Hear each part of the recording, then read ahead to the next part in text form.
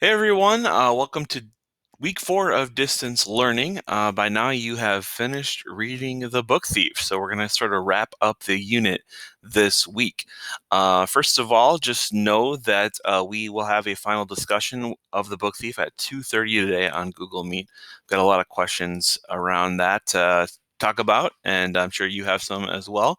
So if you're able to join, there's that Google Meet link. And that'd be really cool to see a lot of people in there talking about the book now that we're all done with it. Hopefully, the ending wasn't too sad for most of you, but it certainly was a tragic ending, but also some interesting pieces at the end of the book there. So I won't talk any more about that right now, but I want to talk about our essential question project that we're going to have for the Book Thief. We try to focus on these essential questions as we've asked you to think about what you've been reading. And so I'll just walk you through this briefly. It is posted on Schoology as well. For this assignment, you're going to choose one of the essential questions from the novel The Book Thief and create a presentation with 3 writing tasks that address that question.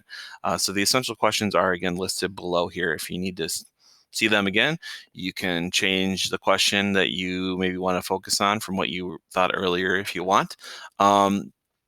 Whatever might be the most appropriate question.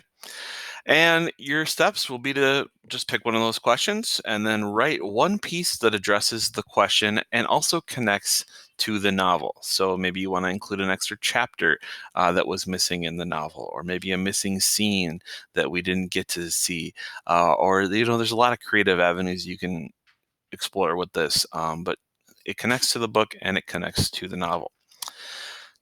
The third piece here is to write an original piece that addresses the question and makes use of symbolism, color, and or figurative language. So this is really just focused on the question. It doesn't have to connect to the book at all. This could be your own poem, a short story, a news article, an obituary. There's like a whole bunch of ideas here. If you want to look at a big list of different types of writing that you could do, really anything on that list is fair game, and there's probably even more that you can think of that we didn't think of. The third piece of writing that you'll do is to find another piece of writing that is not written by you, published by someone else. Maybe it's a poem, maybe it's lyrics to some of your favorite songs, maybe it's a news article that you found recently or that you go researching. Could be something, really anything that you feel addresses the essential question.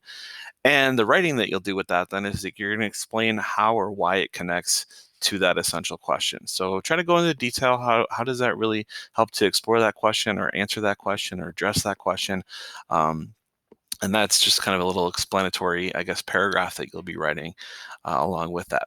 You're going to include each of these in a Google slideshow, which is assigned to you on Schoology. So you can see that today and get started working on this.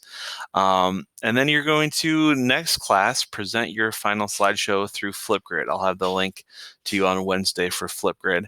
And there are some directions for how to share your screen on Flipgrid, which I think is a new feature. So hopefully that works okay. You can share the work that you did. You're going to read one of your pieces of writing, and then you'll also explain the published piece of writing that you chose and how that connects to that essential question. So it's all here. If you have additional questions or things that don't make sense, I will, of course, be available by email, or I'll also be available during that discussion time today. We can talk after our discussion, or I'll be available later in the week too. I'll have some time during Google Meet for questions. So send me questions if you have them.